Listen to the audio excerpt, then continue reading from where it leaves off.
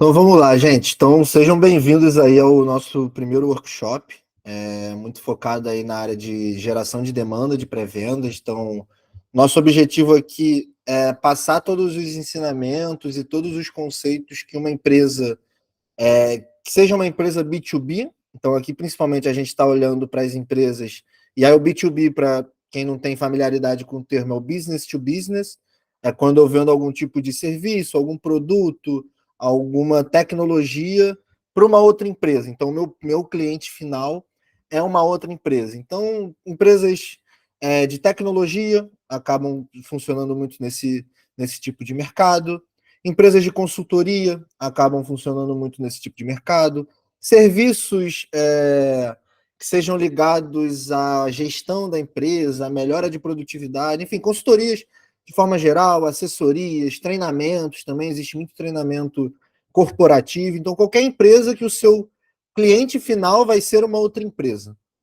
Então, aqui o principal objetivo é a gente conseguir entender como que a gente pode criar uma área de geração de demanda, de geração de novas oportunidades, de geração de potenciais clientes, num mercado em que eu trabalho vendendo para outras empresas. Então, aqui eu não vou falar muito em relação ao mercado B2C, que é o mercado que o meu cliente final são as pessoas físicas, mesmo aqui o foco é mesmo comentar e ensinar técnicas focadas no mercado B2B, principalmente olhando para a área de pré-vendas. Então, quando a gente fala de área de retenção, a área comercial, a gente fala principalmente de área de pré-vendas, área de vendas e área de sucesso do cliente. Então, hoje a gente vai falar do primeiro pilar, que é o pilar de pré-vendas, o pilar da geração de novas demandas. Dentro disso, aqui eu vou trazer já um primeiro conceito, que é o funil de vendas, que a gente trabalha principalmente quando a gente está trabalhando numa metodologia outbound. O que é uma metodologia outbound? É uma metodologia de prospecção ativa.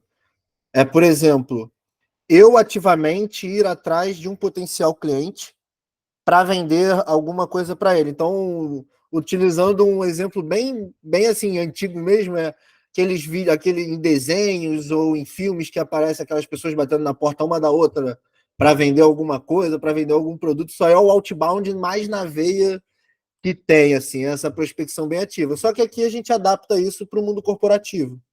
Então muitas vezes eu não posso chegar e bater na porta do escritório de uma empresa, ou até porque em alguns mercados isso funciona muito, né?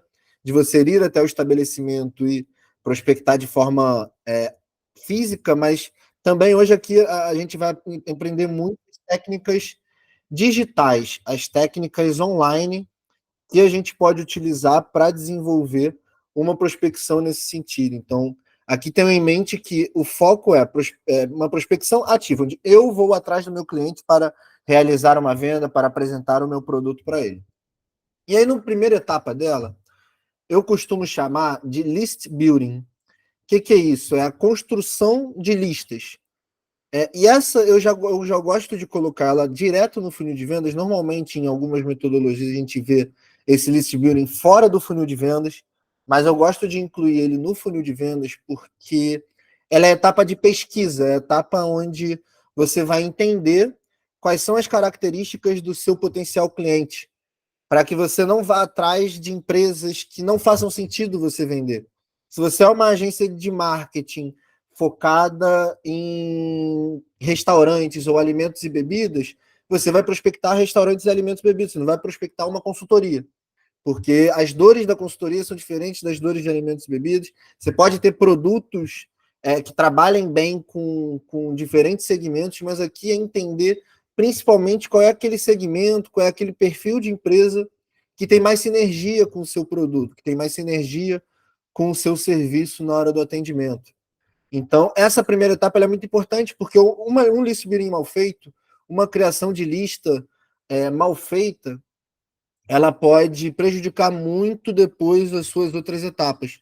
Porque se aqui eu tenho empresas que não fazem sentido eu prospectar ou eu vender, quando eu for prospectar, elas não vão me responder. Quando eu for marcar reunião, eles não vão se interessar. Quando eu apresentar uma proposta, não vai vender.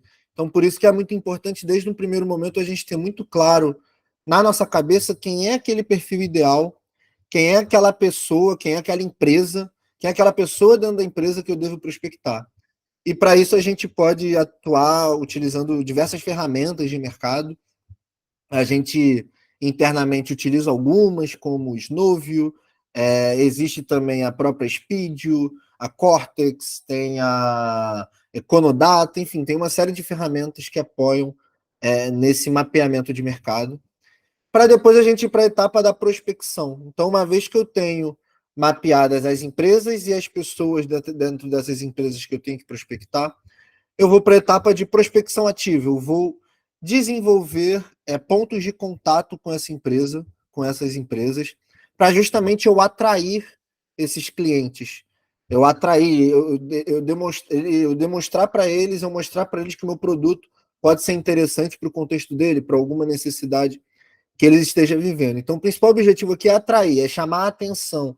Eu gosto muito da expressão que é aumentar o nível de consciência daquele cliente sobre o meu produto, o meu serviço ou a minha marca. Então, essa estratégia outbound ela é muito boa.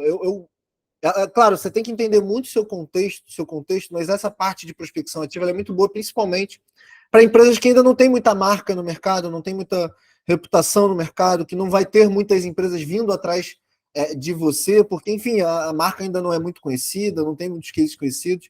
Então, essa prospecção ativa, você vai direto em pessoas que você sabe que podem viver a necessidade que você resolve, e dessa forma você tenta marcar uma reunião para apresentar o seu produto. Então, você encurta esse ciclo de esperar que a pessoa venha até você para entender o seu serviço ou o seu produto. E aí, de novo, é muito importante a utilização de tecnologia e de ferramentas, porque para a gente ter volume nessa prospecção, conseguir falar com mais empresas, com mais pessoas, a gente precisa de ferramentas que me deem funcionalidades para isso, principalmente. E aí, depois que eu faço essa prospecção, eu começo a ter as respostas. As pessoas vão começar a me responder. Eu vou começar a entender o retorno que cada uma dessas empresas está me dando. Eu vou analisar essas respostas para, a partir daí, marcar as primeiras reuniões e qualificar aquela oportunidade. Então, a gente faz diversas reuniões assim com empresas, até com órgãos, para justamente a gente conversar com eles, entender se eles têm alguma necessidade que os produtos do nosso portfólio atendam, entender se eles têm alguma necessidade que o nosso serviço atenda. Então, aqui é uma primeira reunião para justamente a gente apresentar e mapear. Aqui são as duas, tanto eu apresentar meu produto, mas mapear se existe alguma oportunidade de negócio ali. Então, aqui eu também vou passar posteriormente nessa apresentação sobre técnicas de mapeamento, como você entender se tem alguma oportunidade de negócio dentro daquela empresa. Para, a partir daí, eu ir para uma apresentação de proposta, agendar as reuniões e trabalhar todo o desenvolvimento do projeto. E no final, a venda propriamente dito, onde é a conversão do cliente. Então, é você converter o que no início era um contato, um e-mail na sua base de dados, ela vira um cliente pagante para você trabalhar e você desenvolver. E depois ele vai para a área de Customer Success, que é uma área muito importante, que hoje a gente vai dar algumas pinceladas dentro do que essa área faz, mas ela é a área responsável por fidelizar o cliente e trabalhar na retenção daquele cliente, que é justamente você vender para ele e fazer com que ele compre mais de você. Então, aqui é só um exemplo desse funil de vendas. E como uma área de vendas e retenção em empresas de tecnologia, principalmente, empresas que trabalham nesse modelo de vendas, nesse modelo de prospecção, elas são desenvolvidas. Então, hoje, você tem muito... toda essa estrutura normalmente fica embaixo de uma diretoria comercial ou uma diretoria de growth, que hoje em dia é chamado também. Hoje tem muito o cargo do CRO, que é o CRO, é o Chief Revenue Officer, é o chefe de receita da empresa. Então, normalmente, essa área ela olha muito para a geração de receita, tanto aqui, que são as novas vendas, quanto aqui, que é a retenção, fidelização e o aumento das vendas em si, e a expansão dentro desses clientes. E aí, quais são as figuras que normalmente a gente tem numa área comercial? A gente tem a figura do LDR, que o nome é Lead Development Rep. Então, desenvolvimento, a pessoa responsável que vai trabalhar com os dados naquela operação, é quem vai construir a lista de prospecção, é quem vai criar a base das empresas que você tem que prospectar junto com as pessoas que você tem que prospectar daquelas empresas. Você vai fazer a qualificação daquelas listas. Desculpa pela quantidade de nome em inglês aqui, pessoal, mas é um nome que realmente é o de mercado, é o nome que as empresas dão também, então, de certa forma, a gente tem que trabalhar com essas nomenclaturas só também para alinhar com vocês. Então, LDR, de novo, é o Lead Development Rep. A pessoa que é responsável por desenvolvimento das listas de prospecção. Depois você tem a figura do SDR ou BDR, que é o Sales Development Rep, então representante de vendas, e o Business Development Rep, que também é um outro nome, mas para o representante de vendas. Essa é a pessoa que vai qualificar as oportunidades e agendar as reuniões. Então é aquela pessoa que vai ser responsável por pegar a lista qualificada daquele LDR, do LDR, com todas as informações das empresas e das pessoas, e a partir disso vai trabalhar na prospecção, vai trabalhar mandando e-mails, mandando mensagens no LinkedIn, fazendo conteúdo, abordando as pessoas, então que vai trabalhar com fazendo ligações, então vai trabalhar com diferentes formas de prospectar aquele cliente, principalmente quando a gente fala numa prospecção digital, uma prospecção onde a gente precisa de tecnologias para escalar o nosso negócio. Então, aqui, esse SDR ele vai pegar todas essas listas e vai, enfim, entrar em contato com os potenciais clientes para depois ele conseguiu marcar as reuniões, ele vai para o closer, que é o vendedor, propriamente dito, ou o executivo de vendas. Então, a gente tem alguns nomes que a gente pode dar, que vai ser o responsável por fechar o contrato. É isso. Ele que vai executar toda a venda, vai desenvolver o negócio, vai apresentar a proposta e vai fechar aquela oportunidade. E depois a gente vem para a área de sucesso do cliente. Então, essa aqui é a gerência comercial e essa é a gerência de sucesso do cliente, onde a partir do momento que aquela empresa virou cliente, ela vai para uma outra área que vai ser a responsável por fazer o sucesso do cliente, que é o Customer Success. Então, basicamente, aqui a função do Customer Success é ter um contato mais proativo com o cliente, entendendo quanto, em termos de resultado de negócio, o nosso serviço melhorou. Então, por exemplo, depois que aquele cliente contratou o serviço da Sales Tech de inteligência comercial, aquele cliente aumentou as vendas, ou aumentou a geração de novas oportunidades, ou aumentou a conversão do funil de vendas em novos clientes. Então, o Customer Success vai entender o resultado de negócio e vai ser um contato muito proativo junto com aquele cliente para que a gente dê soluções de negócio, gere insights para ele, ajude ele com problemas de negócio. Já o suporte é mais aquelas dúvidas técnicas. É aquelas dúvidas, por exemplo, no mercado de tecnologia, quando você está usando algum tipo de software e teve um probleminha no software que não carregou alguma funcionalidade, você vai naquele chat que normalmente fica aqui no cantinho da página e tira alguma dúvida técnica com aquela empresa. Ou você pediu alguma coisa no e-commerce, trazendo até um outro exemplo aqui. Seu produto não chegou e você vai e fala com o pessoal de dúvidas, de problemas. Então, é uma pessoa mais que fica nesse suporte de atendimento ao cliente, nessas questões mais técnicas, nesses probleminhas mais operacionais. E a gente tem a figura da Account Manager, que é o gerente de conta, também é outro nome que a gente utiliza muito, muito comum em empresas de tecnologia, principalmente. Desde empresas como IBM, SAP, Oracle, Google, até empresas startups. Esse é um cargo muito comum nessas empresas e que muitas empresas de outros segmentos também estão começando a aderir, como consultorias e tal. É porque ele é a pessoa responsável por ter. Ele vai ficar entre o gerente comercial e o sucesso do cliente, porque ele vai ser uma pessoa responsável por vender novos projetos para empresas que já são clientes.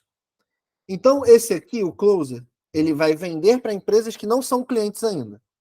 E o Account Manager vai vender para empresas que já são nossos clientes.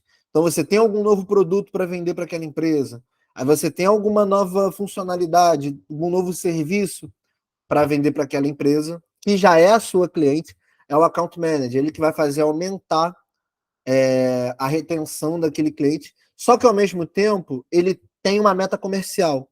Então ele responde para o gerente comercial, mas ele fica em contato constante para a diretoria de Customer Success, que ele vai atuar junto com as empresas que já são clientes da base, que já utilizam o nosso produto ou o nosso serviço.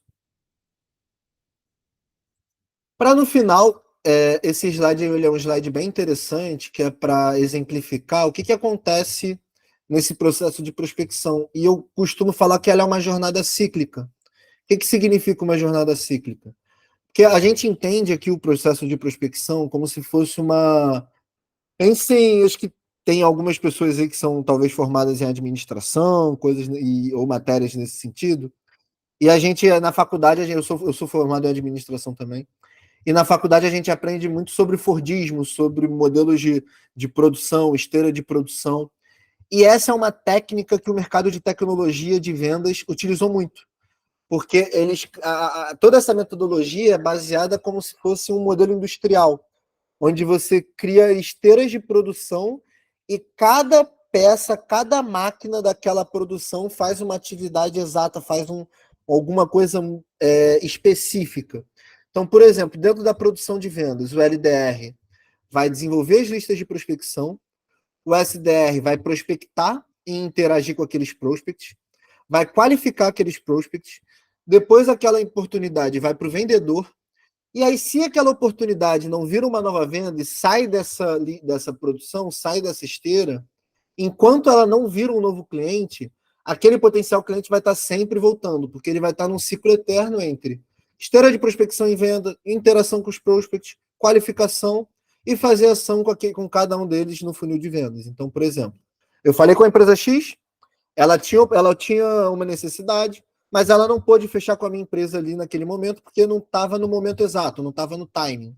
Ah, falou que só daqui a 3 meses pode fechar. Então eu vou deixar ela em stand-by, mas daqui a 3 meses eu vou botar ela de novo na prospecção, vou interagir de novo, vou qualificar e vou tentar uma nova venda. Então vira um ciclo, onde aquele prospect vai estar sempre sendo aquecido, a gente vai aumentando o nível de consciência daquele prospect sobre a nossa marca. A partir do momento que ele fala comigo pela segunda ou terceira vez, eu já não sou um estranho para ele, eu já não sou uma pessoa que ele nunca ouviu falar, ele de alguma forma já vai ter conhecido o meu produto. Então é uma jornada cíclica, que ela sempre vai entrando até aquele potencial cliente virar um cliente, de fato. E, enfim, isso aqui foi uma introdução inicial ao como é que a gente desenvolve a área comercial, e agora a gente vai falar especificamente dos processos.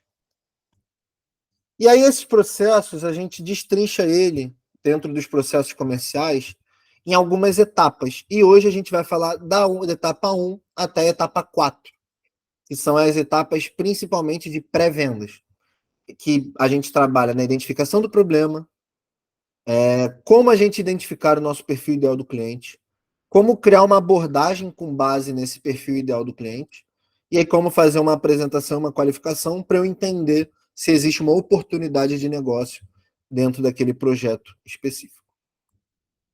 E aí, falando especificamente dos processos de pré-venda, como eu comentei, a gente inicia com um problema.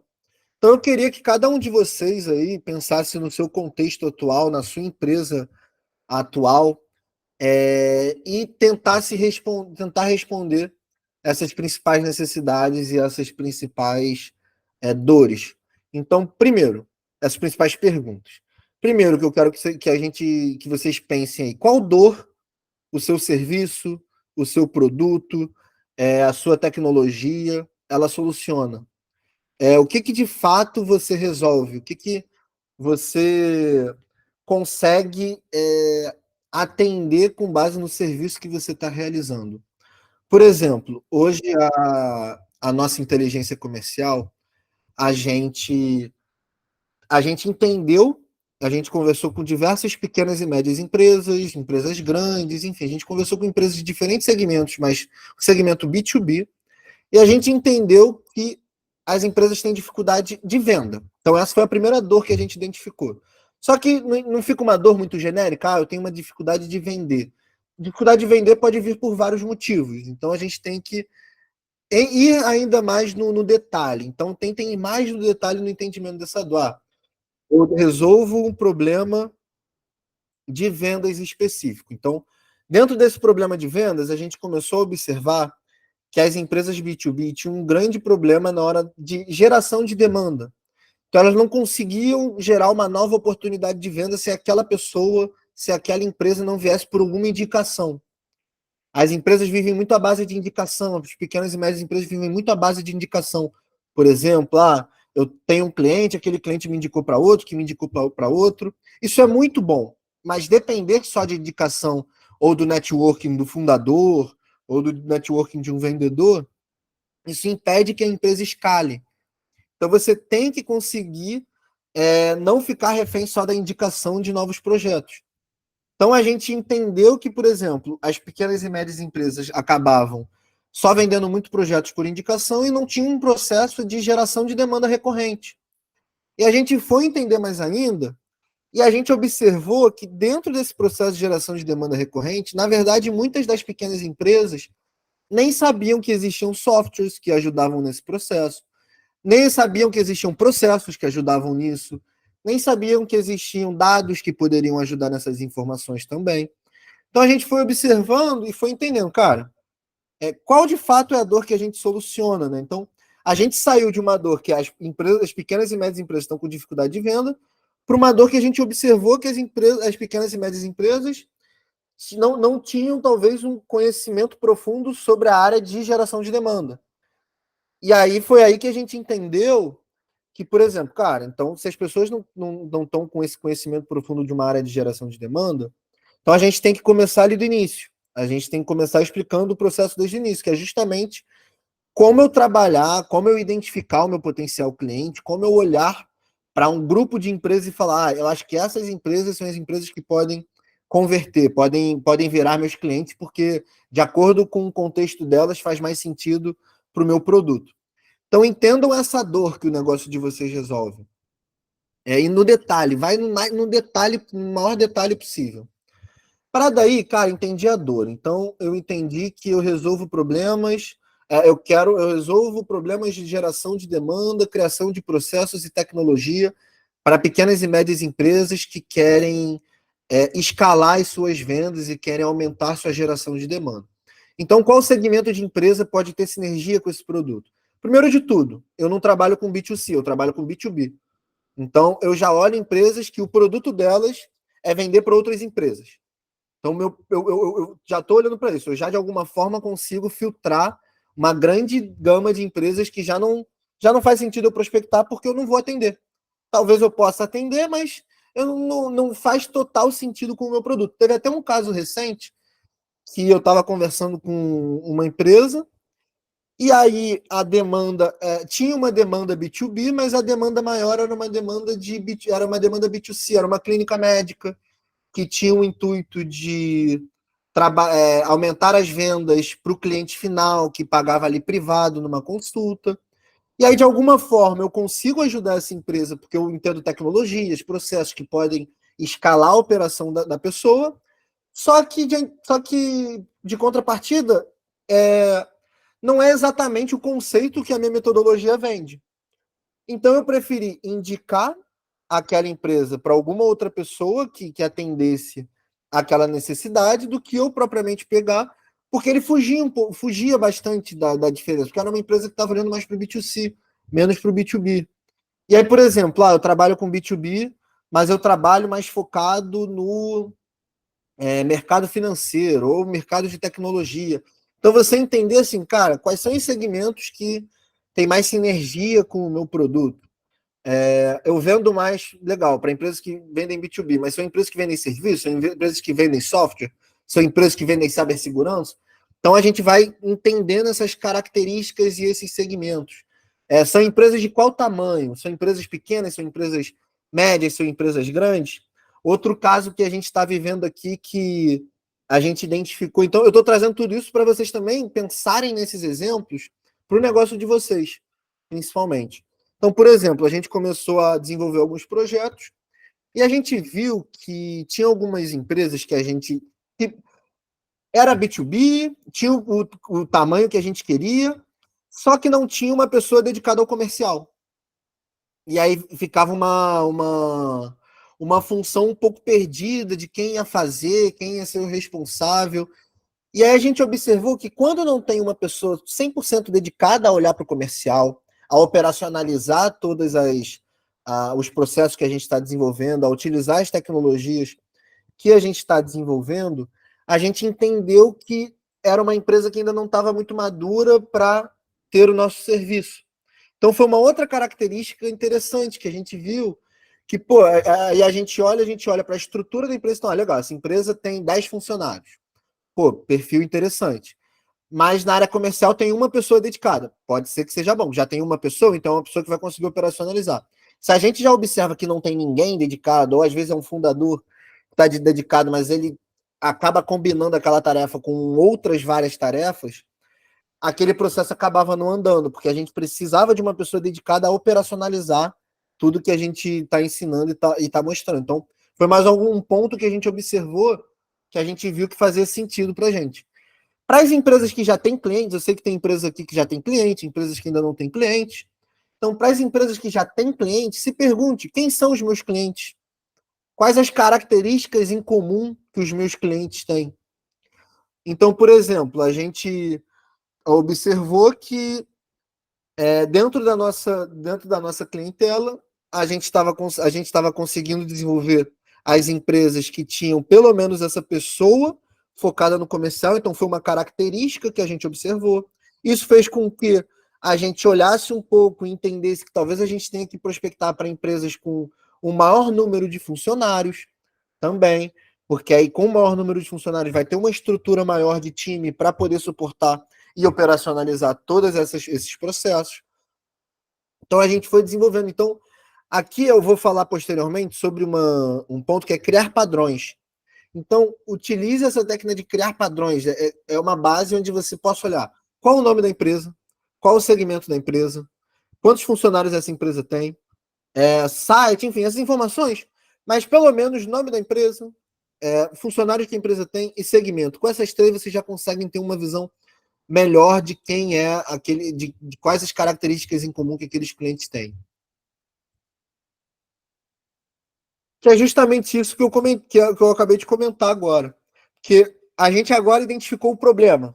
A gente sabe qual o problema que a gente resolve. A gente sabe as características dos clientes que a gente atende. A gente sabe quem são as empresas. Agora a gente tem que começar a criar uma base de dados para isso. E essa base de dados ela vai ser feita com base em quem é o meu perfil ideal do cliente, que a sigla é ICP, que em inglês é Ideal Customer Profile, que é perfil ideal do cliente, basicamente. Então aqui, quando a gente fala de mercado B2B, a gente tem que combinar dois dados. Então agora, gente, eu vou falar bastante de técnica de dados, de coisas mais relacionadas a dados, porque é muito utilizado e gera muito valor para as empresas e para as áreas comerciais. Então, quando a gente fala do perfil ideal do cliente, a gente tem as empresas. Dentro de empresas, a gente pode trazer segmento, tamanho e localização.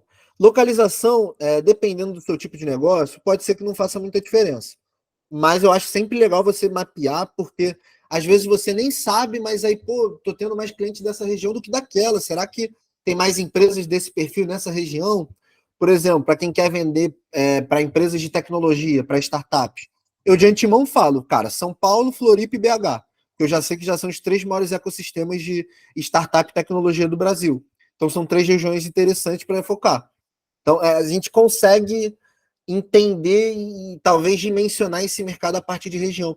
A gente na Seus Tech, a gente entendeu, e aí pela característica do nosso produto, olha que interessante, por causa de característica de produto, de imposto e de frete, diferentes demandas que a gente tinha, a gente observou que a melhor localização para a gente trabalhar era o Rio de Janeiro.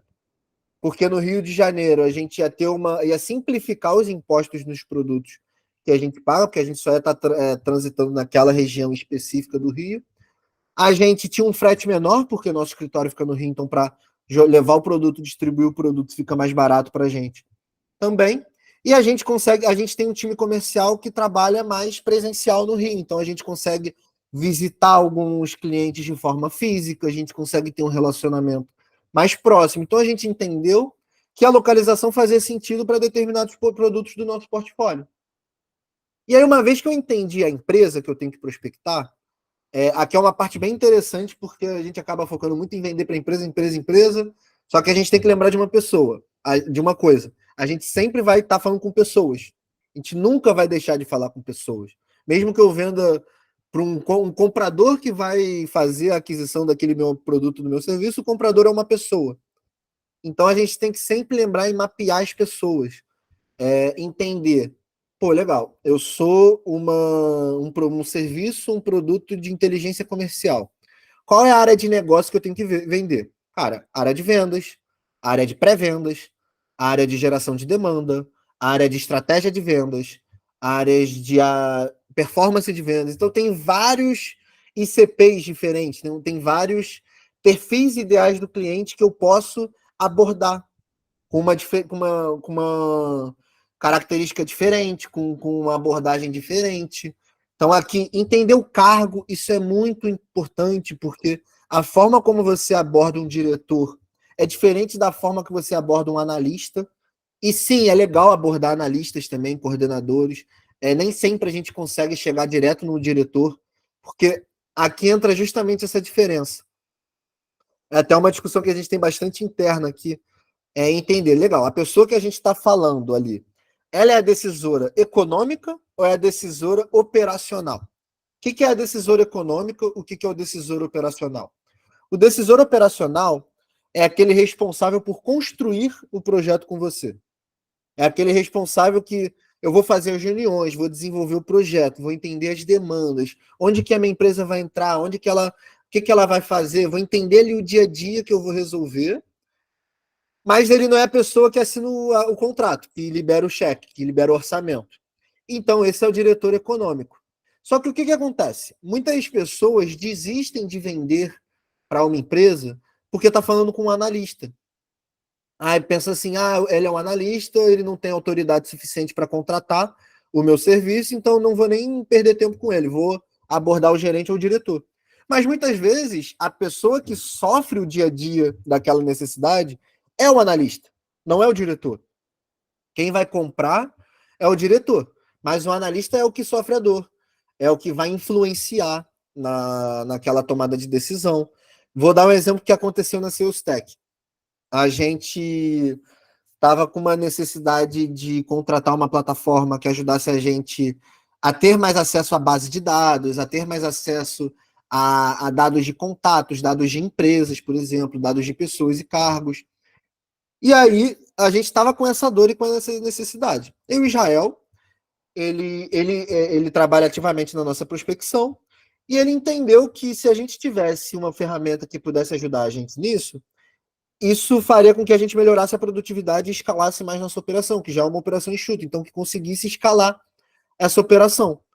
E aí ele foi, estudou uma série de plataformas e falou assim: Pedro, já fiz a reunião com essas plataformas aqui, queria que você participasse agora para você ver se faz sentido. E aí o que aconteceu? Se o vendedor da Snove, que foi a plataforma que a gente contratou, falasse, o Israel ele é o analista, ele é o gerente, ele não é ele que vai tomar a decisão, então não vou conversar com ele. Ele perderia uma venda, porque na verdade eu só comprei porque eu tive o aval do Israel que era boa. Então, isso é um caso, eu sempre gosto de comentar desse caso, porque é um exemplo muito na prática de como é que isso pode acontecer até numa pequena e média empresa. Nós somos uma empresa de entre até 10 funcionários, ali no range de 1 a 10 funcionários. Então, teoricamente, a gente já pensa, eu tenho que falar direto com o dono, tenho que falar direto com o diretor, mas às vezes a gente não consegue o contato do dono ou do diretor, e aí, o que acontece? A gente desiste de entrar em contato com aquela empresa e nem tenta falar com outras pessoas, o que no final isso pode ser ruim, porque eu posso desenvolver um projeto com uma pessoa que talvez não seja a decisora que libere o orçamento, mas é a pessoa que vai influenciar na tomada de decisão. Então, esse é o decisor operacional que a gente chama. E para isso, para completar essa parte, assim, então, primeiro, só recapitulando aqui, a gente identifica qual é o problema que aquela empresa tem. A partir desse problema, qual é o tipo de empresa e quem são as pessoas dessa empresa que eu devo prospectar e que eu devo vender. E aqui eu construo a minha lista de prospecção, que basicamente vai ser uma lista que gente, uma base de dados de Excel já é uma lista de prospecção, tá? Se for bem feita, a gente utiliza muito base de dados de Excel aqui para ajustar nossas listas de prospecção. Então, vamos simplificar também isso. Não pensem que precisa ser uma arquitetura na nuvem ou alguma coisa super complexa. Simples. Um Excel já é uma lista de prospecção. Bem feito, ele é melhor do que muita base complexa que tem. Lista de prospecção, que vai ser a combinação de empresas, mais as pessoas e contatos dessas empresas. É uma função feita, lembra lá no início que a gente comentou? É uma função feita pelo LDR, SDR ou BDR. Então, que tem empresas que já têm LDR, que é a pessoa que só olha para a qualificação de lista, e tem empresas que têm SDR e BDR, que é a pessoa que faz a prospecção ativa. Mas tem alguns casos que o SDR ele pega e faz e acumula essas duas funções. Por exemplo, tanto faz a geração da lista quanto a geração da prospecção. Que no final, isso tudo ele vai ser um estudo sobre o cliente, um estudo sobre o mercado. Você vai conseguir ter uma visão melhor de como é que é aquele mercado que você vai atacar, quem são os decisores daquele mercado, quais são quais são as principais empresas daquele mercado, os principais players do mercado, por exemplo, para justamente eu ter mais estratégia, eu ter mais contexto para entrar em contato com essas pessoas. É o ponto de partida da prospecção. Ela vai começar a partir dessa lista de prospecção. Eu não aconselho começar sem uma lista bem montada, tá? Porque vai chegar um momento que vocês não vão ter para quem prospectar se começar sem lista. Então tem que ter uma lista mínima ali.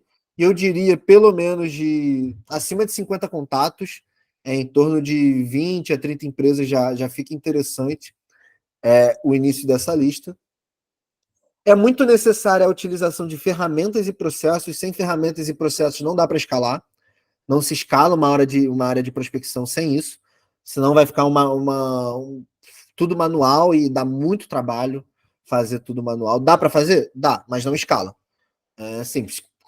Dá para começar manual. Mas chega no momento que não tem como manter manual. Tem que ter ferramenta para ajudar. E no final é o go-to-market. Essa é a expressão bem conhecida de mercado, assim, que é a ida ao mercado, né? É o go-to-market. Qual é o nosso planejamento de go-to-market? Em que segmento a gente vai focar? Qual vai ser a nossa estratégia de prospecção? Então, isso é o go-to-market que a gente desenvolve. No final, aqui uma parte bem técnica, mais de dados mesmo, enfim, de como se construir isso, de como. O que vocês precisam ter em mente na hora de construir uma base, na hora de construir uma lista, na hora de trabalhar com dados especificamente? Você precisa coletar essas informações. Então, por exemplo, na SalesTech, a gente tem uma metodologia que hoje a gente consegue coletar dados do LinkedIn e a gente está desenvolvendo uma metodologia que a gente consegue coletar dados do Google Maps. Então, a gente pega o robô, esse robô conecta nessas bases, então tanto o LinkedIn quanto o Google Maps, traz isso para uma base de dados, para um Excel, e a gente padroniza aquela informação. Então, a gente harmoniza aqueles dados. A harmonização de dados é muito importante porque quem nunca trabalhou com Excel e dava erro em alguma fórmula, ou dava erro em alguma visualização, ou teve alguma dificuldade ali de conseguir visualizar alguma informação, é porque a harmonização não estava bem feita, provavelmente. É porque os dados não estavam bem padronizados, é porque os dados não estavam bem higienizados, que é uma outra expressão que a gente usa, a higienização dos dados, para você garantir que aquela estrutura ela está bem feita, ela está com os nomes no mesmo padrão também. Porque depois isso vai ser muito importante para a visualização dos dados. Porque uma base de dados, propriamente dito, só um bando de número, nome, numa grande tabela, isso não vai ser uma grande base de dados. O gatilho, o ponto de virada é como que eu visualizo essa informação, que são os dashboards. são os gráficos, são as formas que eu tenho que construir aquela visualização, para justamente eu ter os insights. Então, eu olhar um gráfico e falar, cara, eu tenho que focar nisso aqui, eu tenho que fazer isso aqui, porque o dado está falando isso, por exemplo. E no final eu tenho o go-to-market, que é o grande objetivo. Então, isso aqui é a forma de construção de uma base de dados, de construção de uma lista de prospecção. Essa, pessoal, é onde essa é a primeira etapa, assim. Essas são as etapas pré-prospecção, propriamente dito. Isso aqui tem que estar muito bem amarradinho na hora de vocês apertarem o botão ali de mandar o e-mail, na hora de fazer uma ligação, na hora de fazer uma prospecção. Isso é muito o que a gente tem que se preocupar na hora de fazer essa prospecção. Para a partir daí, a gente vai para a etapa da abordagem. Então, vamos só recapitular aqui tudo. A gente estava no problema, a gente fez o ICP. Então, eu sei qual é o problema que eu tenho que resolver, eu sei quem é o perfil ideal do cliente que eu tenho que atender, e eu tenho a minha abordagem. Agora eu vou entender a abordagem que eu tenho que realizar com aquelas empresas. Como é que eu vou abordar? Por qual canal eu vou abordar? Então, a gente vai começar a olhar toda essa etapa agora. E aqui a gente tem alguns principais pilares que a gente tem que olhar. Então, engajamento de vendas um conceito muito importante para quem quer trabalhar em vendas B2B. As copies, porque a copy tem muita importância, porque basicamente é como o seu cliente vai te enxergar, ali é o primeiro ponto de contato do seu cliente com você. Então, se não tiver uma copy bem escrita, se não tiver um português adequado, se você quer falar com um mercado que é muito formal e você tem uma linguagem informal, ou se você quer falar com um mercado que é informal com uma linguagem formal, isso faz muita diferença, isso muda jogo para as empresas. Então, se preocupar com a forma de escrita, com os scripts que vocês tenham, para entender aí também conceitos de fluxo de cadência, parametrização, como trabalhar com dados, qualificação das respostas. Então, uma vez que eu estou entrando em contato com as pessoas, como é que eu qualifico as coisas que elas estão me respondendo? E no final, toda a análise de dados. E aqui o interessante, eu gosto sempre de comentar, como que os dados eles estão muito inseridos hoje dentro do mundo comercial, do mundo de pré-vendas. Primeiro, a gente tem a parte de mapeamento de mercado, de ICP, de identificação do problema, de perfil ideal do cliente, que eu entendo isso com uma grande base de dados, com o entendimento dos dados. Isso são dados externos da empresa, são dados que eu estou buscando do mercado. Aqui eu vou começar a falar de uma outra característica interessante dos dados, que são os dados internos da empresa, são os dados que eu vou analisar para entender a minha performance, para eu entender como é que está a construção da minha área. Então, tenham sempre isso em mente, tanto dado externo, que são esses dados de mercado, quanto dado interno, que são os dados da empresa que eu vou estar analisando. E aí, para isso, começando a falar mais especificamente de cada um desses pilares da abordagem, a gente começa no engajamento de vendas. O engajamento de vendas é um conceito que busca principalmente o crescimento de receita. Então, essa estratégia visa construir um processo de interação e abordagem com os principais clientes, focando no aumento de vendas. Então, basicamente, o que vai acontecer? Eu vou criar, a partir de técnicas e de canais de comunicação diferentes, eu vou criar formas de abordar aquele cliente, formas de eu me manter no nível de consciência daquele cliente, dele saber quem eu sou, mas o meu objetivo é sempre gerar novas vendas. Então, eu vou criar fluxos de contato, eu vou sempre estar abordando ele de uma forma diferente, para que eu sempre esteja na mente dele ali, para eu conseguir atrair ele e gerar receita. E isso ajuda na penetração do mercado, que é justamente o aumento do share de mercado. Aqui o foco é a empresa ganhar share, a empresa atingir mais clientes, a empresa vender mais projetos para aquele determinado segmento. Então, entrar mais no mercado, ter mais clientes daquele mercado específico que você quer atacar. Então, o aumento do share de mercado para que a empresa aumente sua base de clientes. Essa estratégia, com base no go-to-market feito, pelo processo de identificação do perfil ideal de cliente, possibilitará uma maior entrada do mercado potencial. E no final, a gente tem sempre que... Eu gosto sempre de deixar essa parte aqui sempre em destaque, que é a retroalimentação da base. Ela tem esse nome diferente, mas o que, que é isso? Eu tenho os dados que eu já mapeei ali no meu momento da lista de prospecção, eu prospecto essas empresas, eu prospecto essas pessoas dentro das empresas e eu vou começar a obter respostas dessa prospecção. Eu vou começar a ter mais dados dessa prospecção. E é aí que entra a retroalimentação. Eu alimentei minha base, eu prospectei.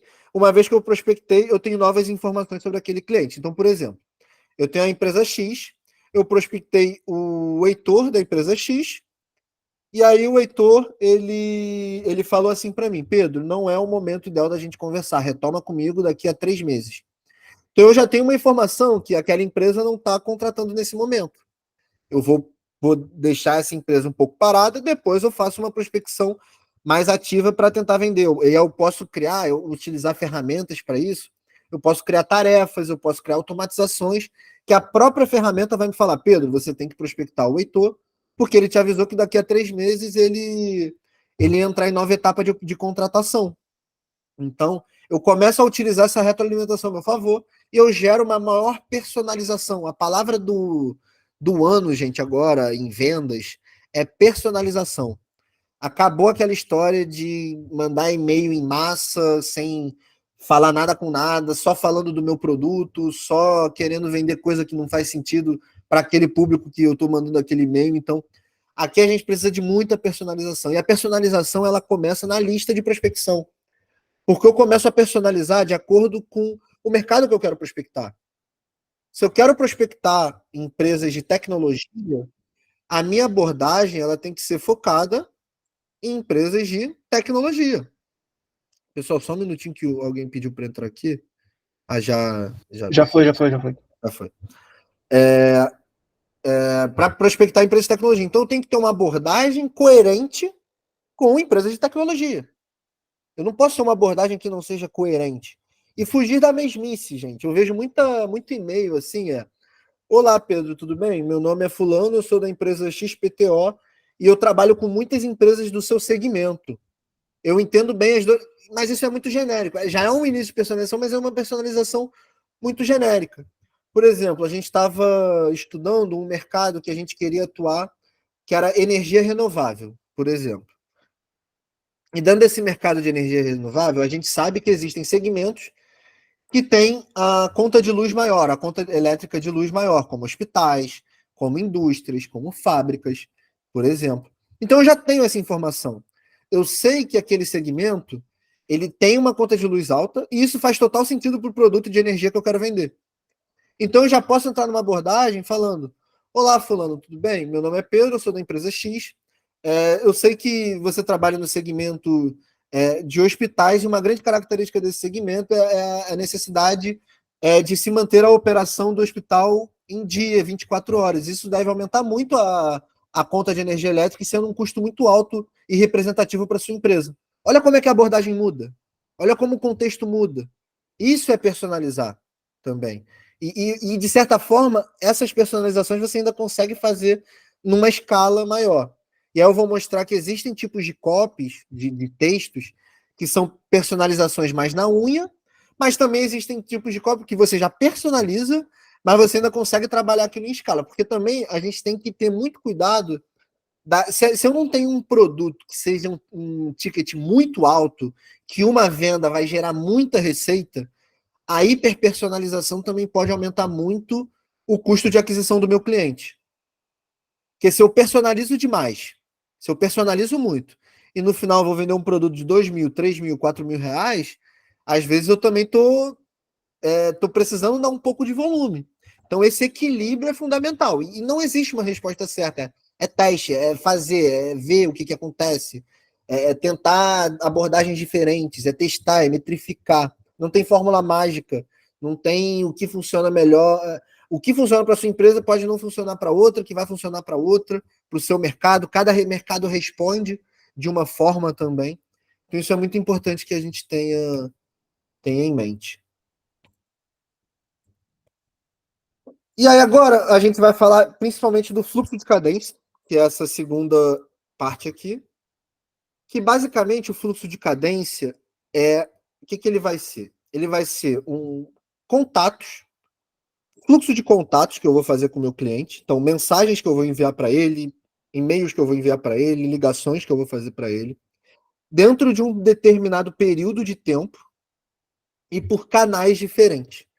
Então, por exemplo, aqui é o exemplo. No primeiro dia, eu vou fazer uma conexão no LinkedIn com aquele cliente. No quarto dia, eu vou mandar um e-mail para aquele cliente. No sétimo dia, eu vou tentar ligar para aquele cliente. No 10º dia, eu vou mandar uma mensagem no LinkedIn. No 13º, eu vou mandar um e-mail. E aí depois acabou a sequência. Então, entenda que eu, em 13 dias, fiz 5 contatos com o cliente. Só que, desses 5 contatos, eu repeti o e-mail aqui, uma mensagem no LinkedIn, porque outra foi conexão e outra ligação. Como foram por canais diferentes, eu não fico naquela coisa de ficar mandando muito volume por um mesmo canal. É que às vezes pode gerar um atrito com o cliente também. Então, essa multicanalidade que a gente chama, entrar em contato por diferentes canais, ele é muito bom porque vai ter uma hora que aquele cliente ele vai olhar e vai falar: cara, esse nome não é estranho aqui, não. Pô, esse Pedro Story me adicionou no LinkedIn, depois mandou uma mensagem, mandou um e-mail. Você já começa a se tornar familiar ali para aquela pessoa, que aí chega às vezes um e-mail que você manda já não é estranho. E aí eu gosto de incluir aqui também, eu nem coloquei nessa apresentação, mas também ter presença ativa nas redes sociais, principalmente se você trabalha o B2B, ter presença ativa em LinkedIn. É muito interessante você postar no LinkedIn, você interagir com o seu prospect no LinkedIn. Então, pô, você quer prospectar aquele diretor financeiro da empresa X, você viu que ele fez um post interessante. Pô, curte, comenta, faz alguma coisa, porque você já cria alguma familiaridade ali. Aqui o objetivo é a gente se tornar menos estranho para aquelas pessoas, tá? E no final não, desculpa, mas posteriormente aqui, a gente tem a copy. Por quê? O quê? Primeiro eu tenho que definir os canais que eu vou entrar em contato com aquele cliente. Depois que eu definir o canal que eu vou entrar em contato com aquele cliente, eu vou definir o que eu vou mandar para aquele cliente, qual vai ser o conteúdo que eu vou mandar para aquele cliente. E o conteúdo são as copies, basicamente. Então, primeiro de tudo, eu tenho que ter um fluxo de cadência definido, então eu tenho que ter essas etapas muito bem definidas. Quando que eu vou mandar o quê, que mensagem eu vou mandar, o que eu vou fazer. Então, tudo isso muito bem definido. Para aí sim eu definir qual vai ser o conteúdo daquela mensagem. E aqui eu trouxe 4 exemplos que existem. Ah, mandar um e-mail. Que e-mail eu mando? Existem diferentes tipos de e-mail que eu posso mandar. Existem diferentes tipos de mensagem no LinkedIn que eu posso mandar. Existem diferentes tipos de ligação que eu posso fazer. Então, aqui, entenda esses diferentes tipos, entenda como realizar isso da forma mais assertiva possível. Então, por exemplo, no e-mail, a gente tem uma técnica que ela se chama e-mail baixo. É um e-mail focado para mandar, para falar com diretores e com C-level, que a gente comenta, né? CEO, CFO, CMO, que são os diretores, né? São os C-levels da empresa. Então, esse e-mail ele tem uma característica que ele é mais personalizado. Você tem que trazer, por exemplo, ele é muito utilizado quando a gente trabalha com grandes empresas. Por exemplo, eu trabalhava um tempo atrás numa empresa de dados, que o foco dela era vender para grandes empresas. E aí as grandes empresas, elas normalmente já têm muitas notícias que falam sobre elas saem na mídia. Então, por exemplo, sempre que eu ia prospectar uma empresa, eu buscava alguma informação na mídia, eu buscava algum dado sobre aquela empresa. Vou dar um exemplo bem legal assim para vocês que eu utilizei, que deu bastante certo. A gente estava prospectando a Pague Menos, que é uma rede de farmácia bem grande no Nordeste, estão crescendo bem no Sudeste agora. E aí eu estava querendo falar com a área de processos da Pague Menos. Só que eu sigo muito o vice-presidente de marketing dessa empresa, porque enfim, ele fala muito no LinkedIn, ele solta bastante coisa no LinkedIn. E eu estava prospectando a pessoa de processos.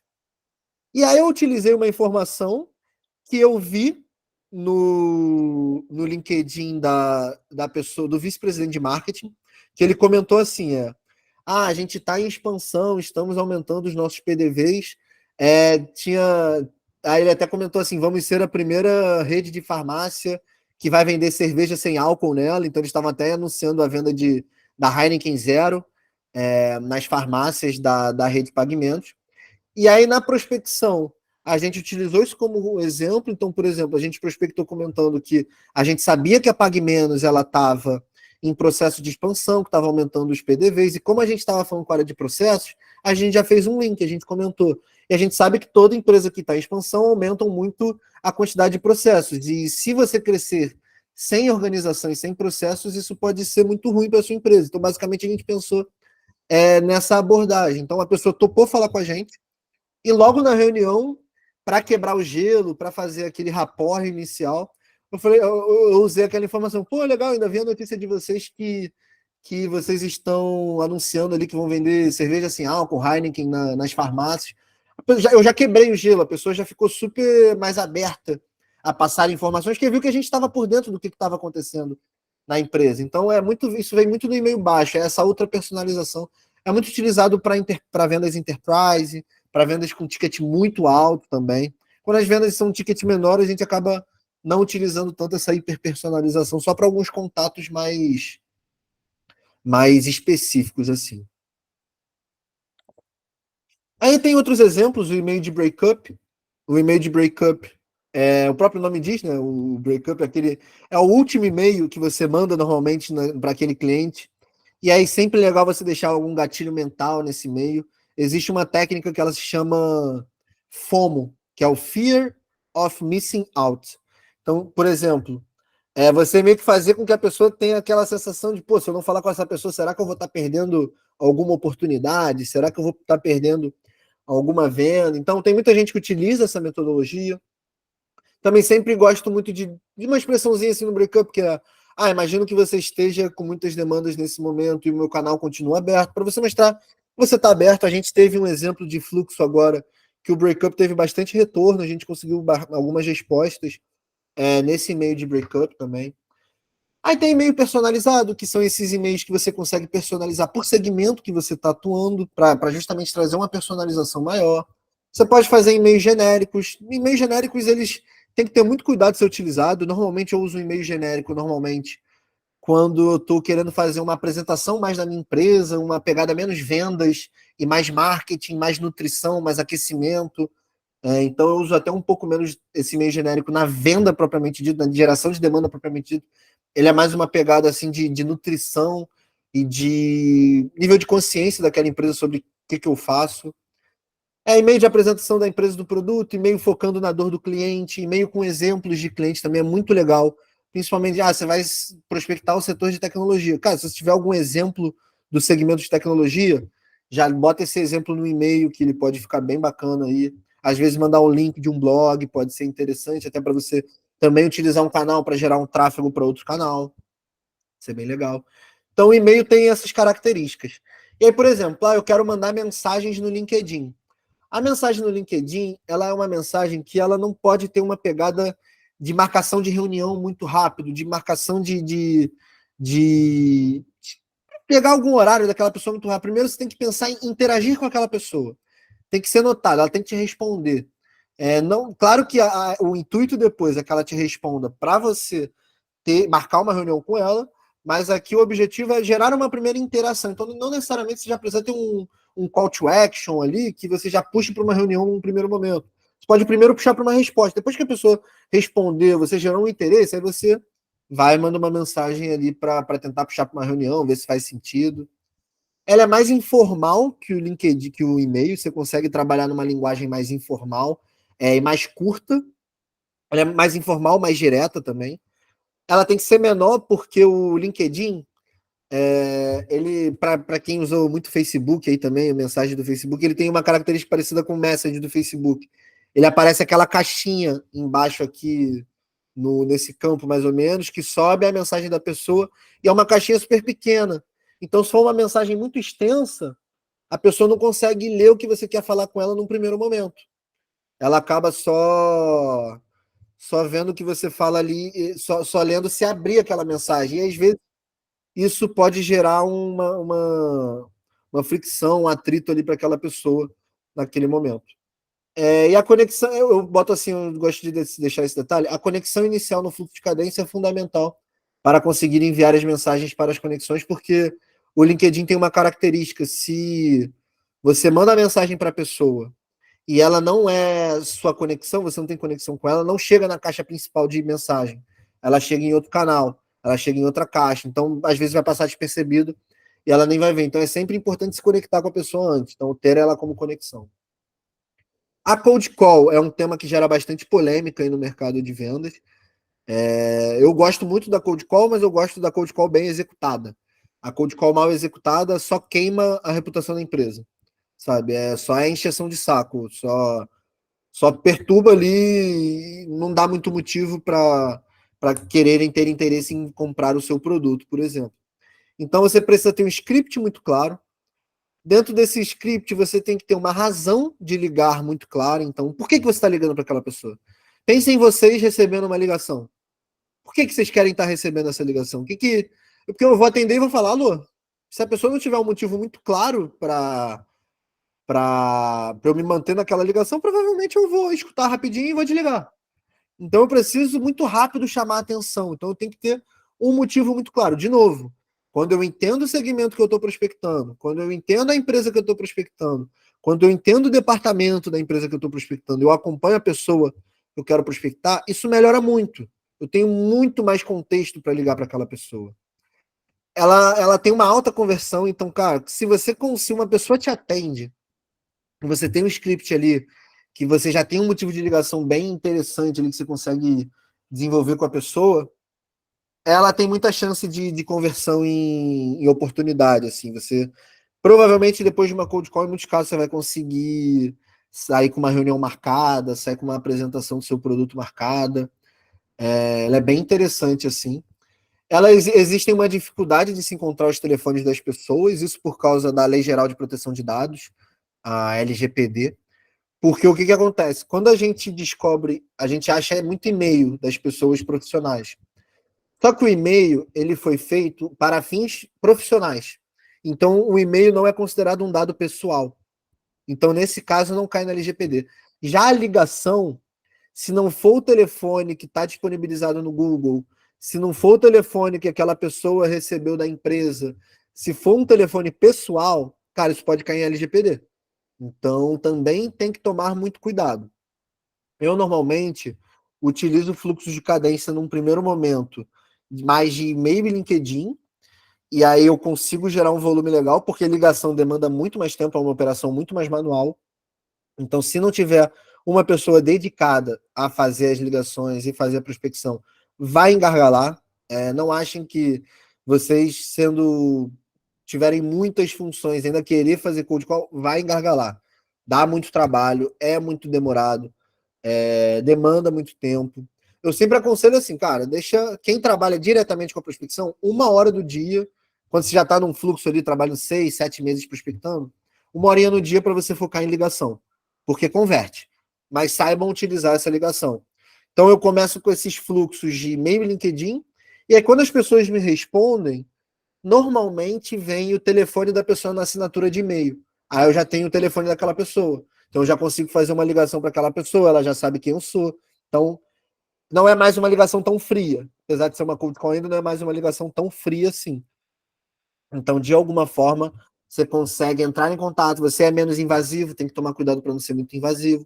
Quem nunca recebeu uma ligação de call center de telemarketing, de operadora de telefone aí, por exemplo, que a gente às vezes está fazendo alguma coisa, recebe a ligação e a pessoa já tem uma abordagem super invasiva, isso só gera frustração para o cliente. Então, a gente não é diferente das outras pessoas que a gente quer prospectar, se a gente fizer isso, a gente vai frustrar as outras pessoas também com o nosso serviço.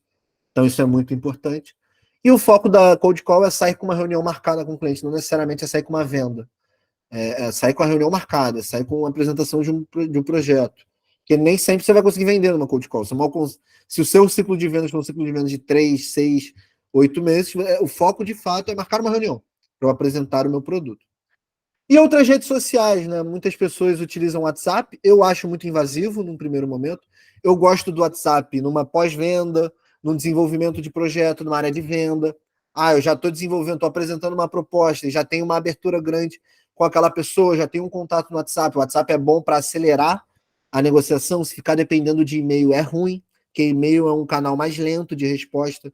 O WhatsApp é um canal mais rápido, é uma comunicação mais instantânea que a gente tem. Então, na etapa de venda, ele é muito bom. Na etapa de prospecção, não sei, depende. Acho que depende muito do segmento.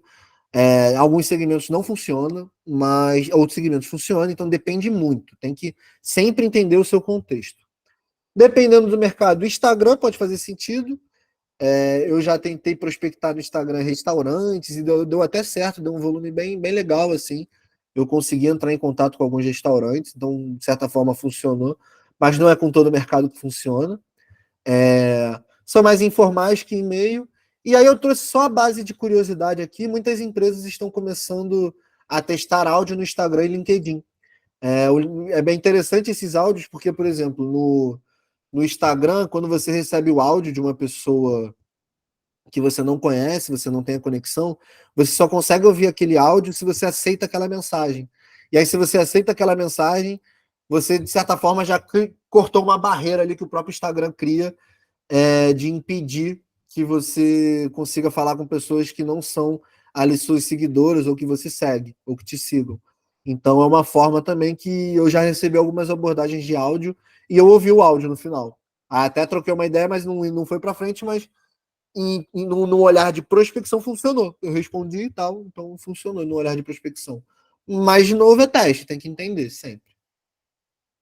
Alguma dúvida até aqui, pessoal? Algum ponto? Beleza. Quer perguntar, Israel?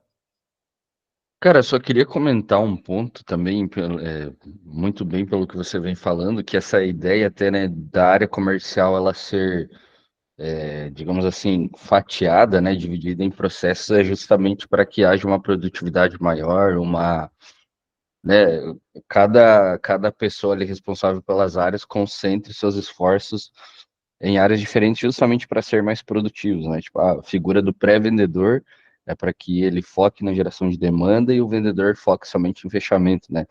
Então, esse processo eu já ouvi algumas pessoas comentando, mas eu vou ter que aumentar o meu time comercial.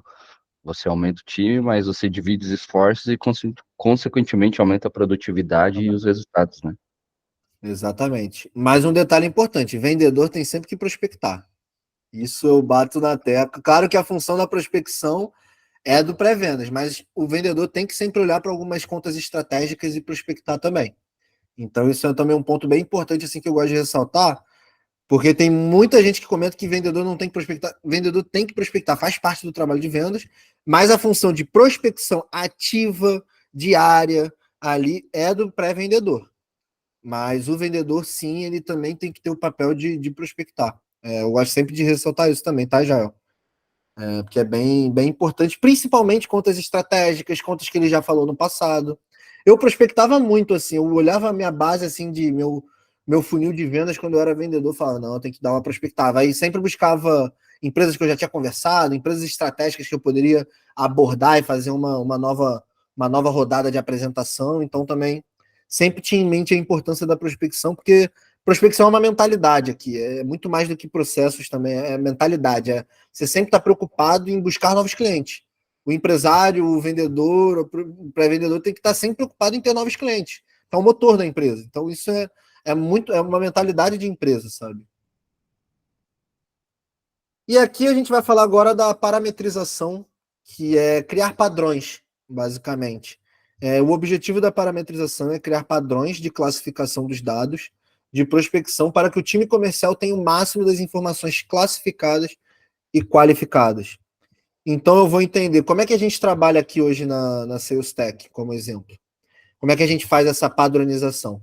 Sempre que a gente sobe novos contatos nas nossas prospecções, a gente cria o que a gente chama de tag, pode ser, enfim, uma cor que você bota naquele contato com uma legenda.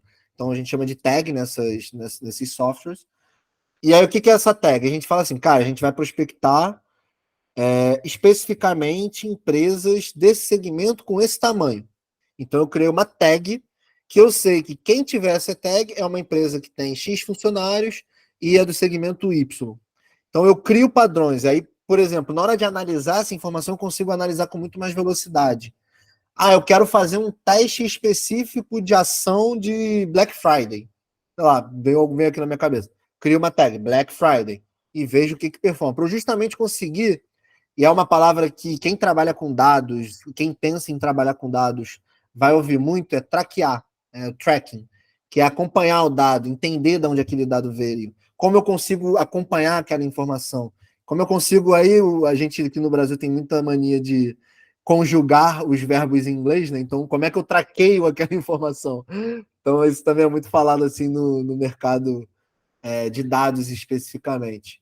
É a retroalimentação do list building, então aqui eu vou começar a ter as informações do campo, né? Então eu sempre falo muito isso para o nosso time aqui, para os vendedores da SalesTech, eu sempre falo muito assim, cara, vocês têm que me trazer a informação do campo, me trazer a informação do cliente, o que o cliente falou, qual foi a ata daquela reunião, o que foi discutido, qual é o momento dele, ele vai contratar agora, ele não vai contratar agora, quando ele vai contratar, para a gente conseguir entender melhor esse list building, para a gente conseguir entender melhor essas informações, para a gente fazer fluxos de cadência mais direcionados.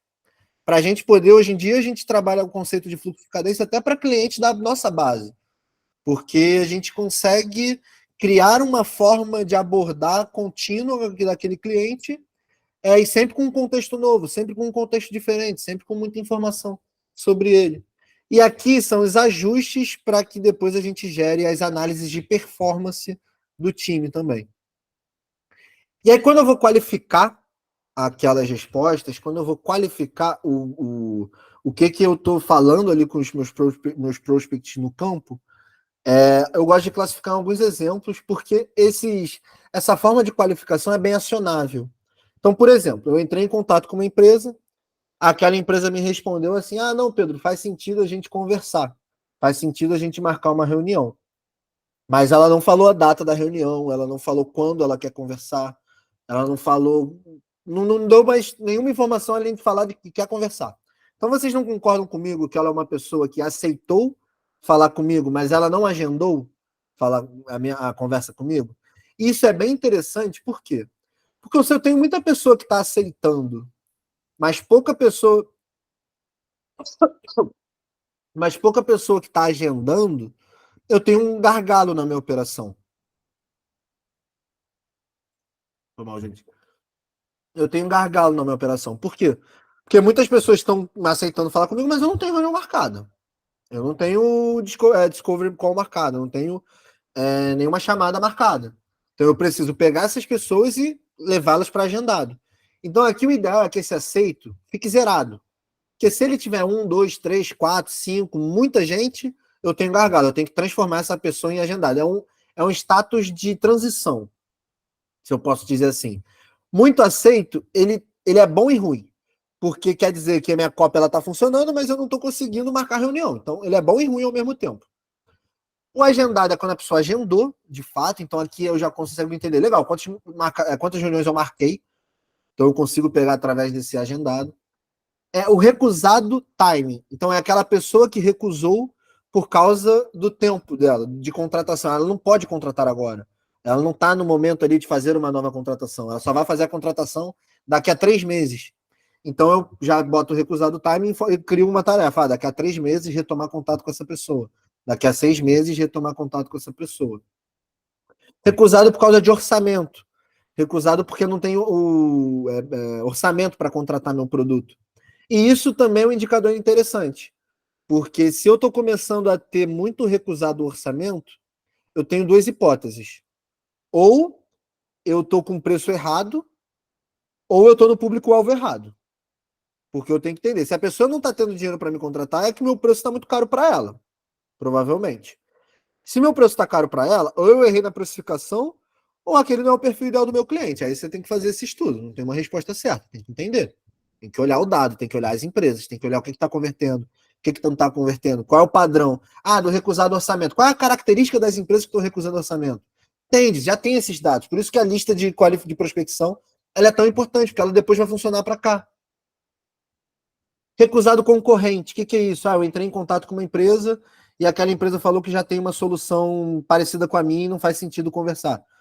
Se eu começo a ter muita resposta assim, provavelmente é um indicativo que o mercado está inchado. Está inflado.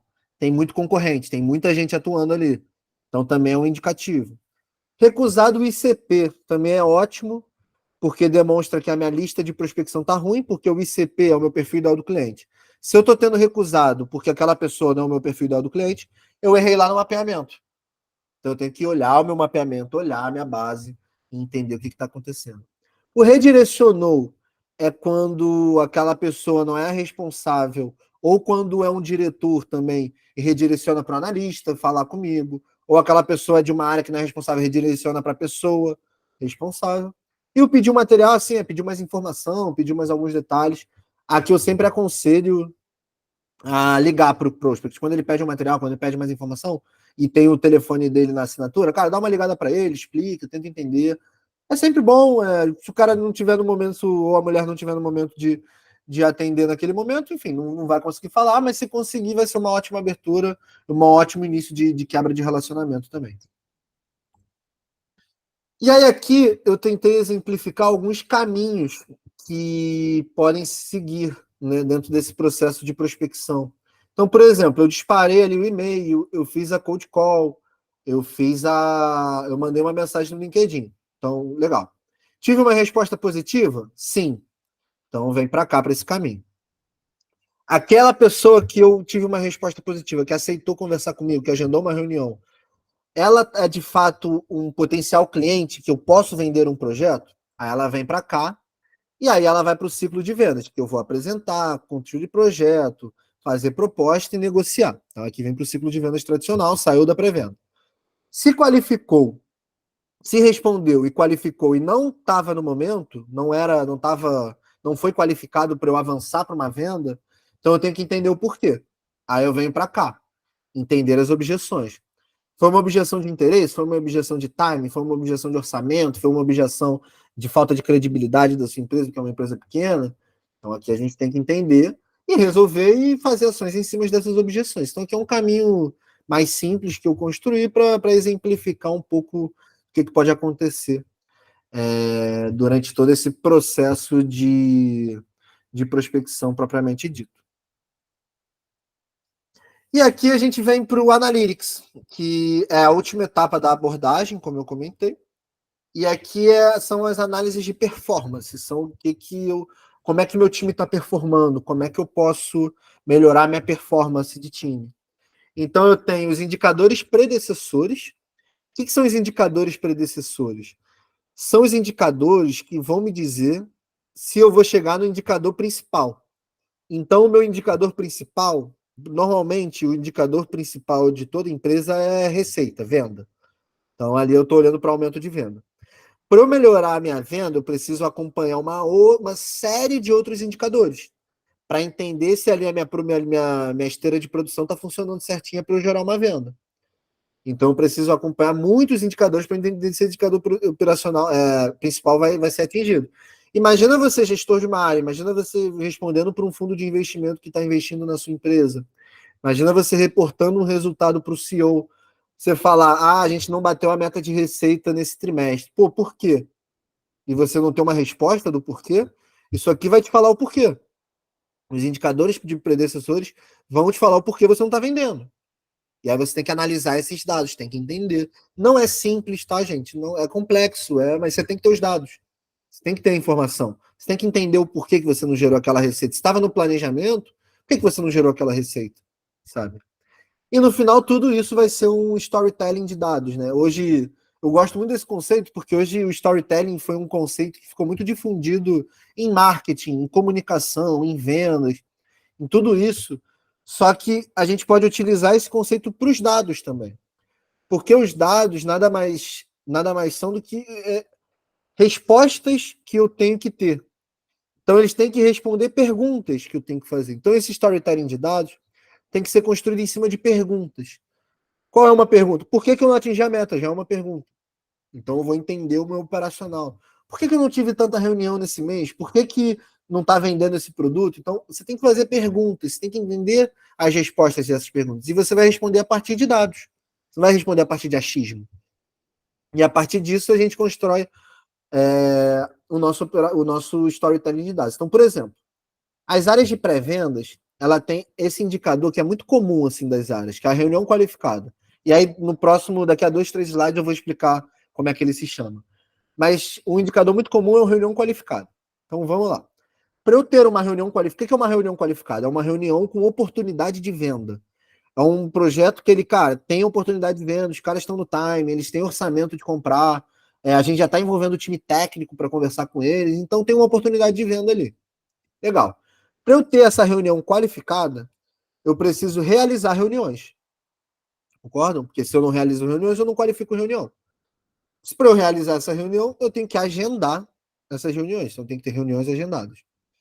Para eu agendar essas reuniões, eu tenho que ter calls de mapeamento, eu tenho que ter chamadas de mapeamento agendadas, que o meu SDR vai entender se tem alguma oportunidade ali. Para eu ter essas chamadas de mapeamento, eu tenho que ter respostas da minha prospecção. Para eu ter respostas da minha prospecção, eu tenho que saber quantas pessoas responderam. Para eu qualificar as respostas da minha prospecção, eu tenho que saber quantas pessoas responderam.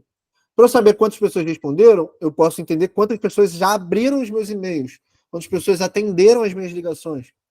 Para eu entender isso, eu tenho que saber quantas pessoas eu coloquei no fluxo, quantas pessoas eu estou prospectando.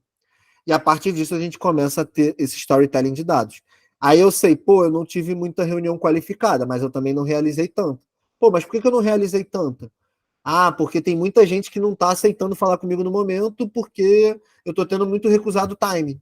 Porque eu trabalho com esse mercado, aí eu vejo, cara, esse mercado, eu vendo para o varejo.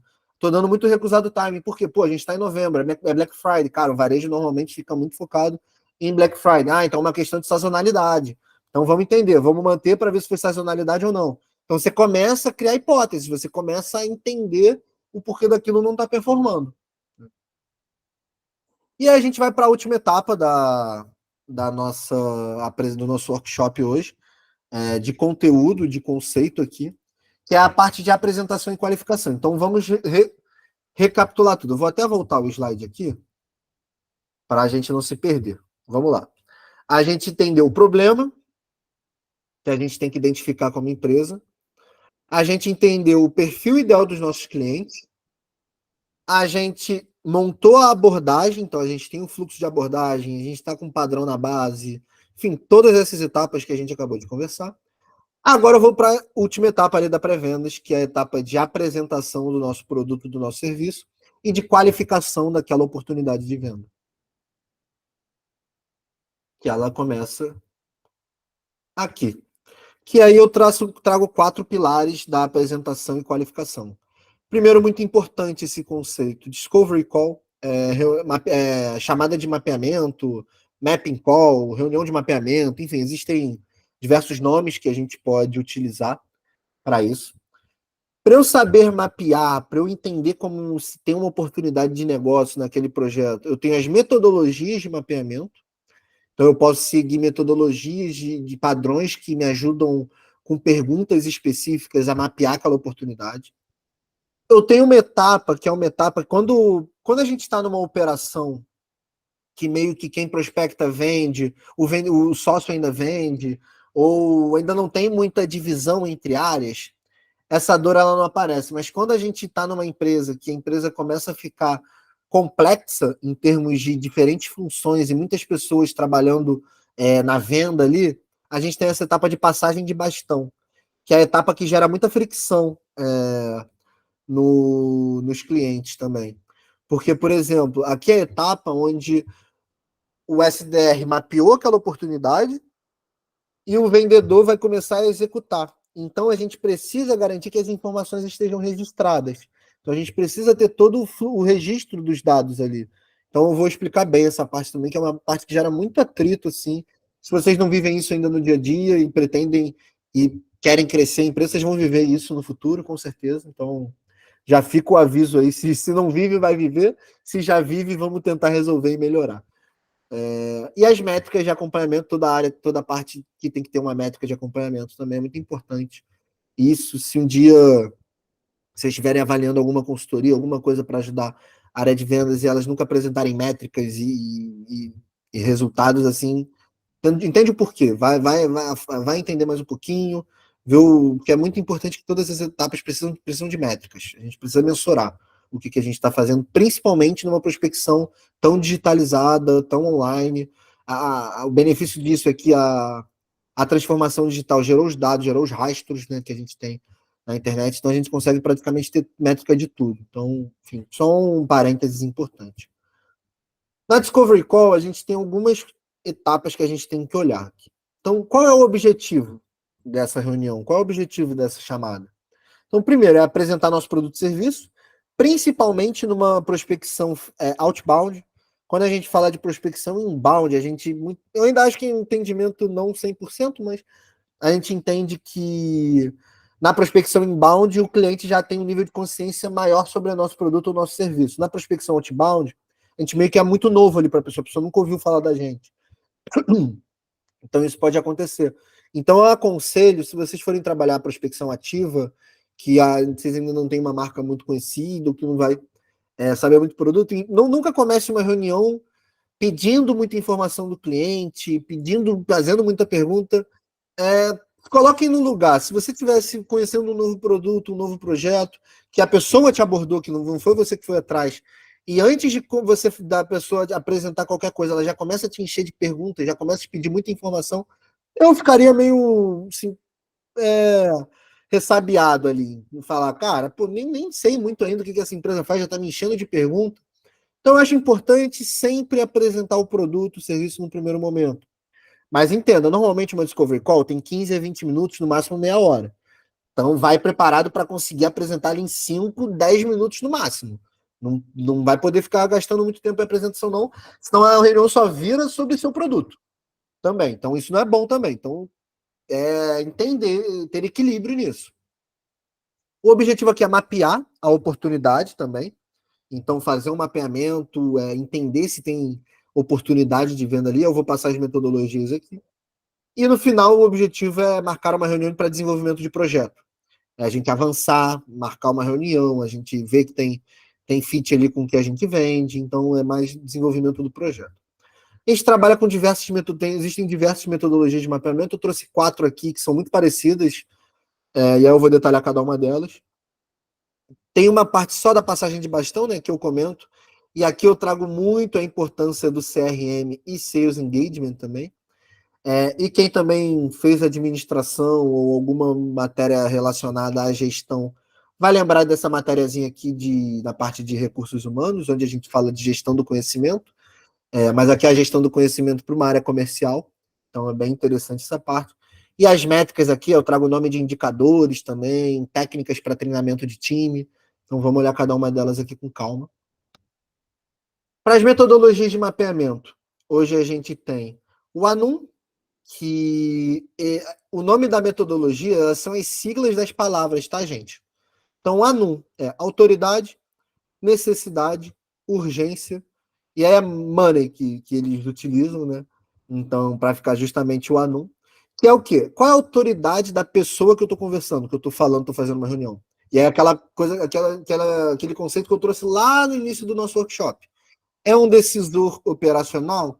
É um decisor econômico? É um analista? É um gerente? Aqui é entender a autoridade daquela pessoa dentro da empresa. Eu estou conversando com aquela pessoa, eu tenho que entender, cara, ela é uma. Tem essas duas respostas, duas perguntas que vocês têm que responder na cabeça de vocês. Ela é uma pessoa que ela vai liberar o orçamento para a contratação, eu já discuto o preço com ela, ou ela é uma pessoa que não sabe muito orçamento, mas ela vai me ajudar a construir o projeto, a desenvolver o projeto, porque é uma dor mais operacional e ela que vive aquela dor operacional. Então, entenda a autoridade. Qual é a necessidade? E aqui, gente, eu já vi muito caso assim no mercado, de pessoas falando, não, tem uma necessidade. Eu pergunto, é uma necessidade que a gente atende? A pessoa fala, não, então não tem necessidade, né? Então, já trago esse caso logo para. É uma necessidade que o seu produto ou serviço atenda. Se for uma necessidade, mas não faz muito sentido para o produto de vocês, não é uma necessidade no nosso ponto de vista. No ponto de vista da sua prospecção. Talvez seja uma necessidade para uma outra empresa, mas para vocês não é.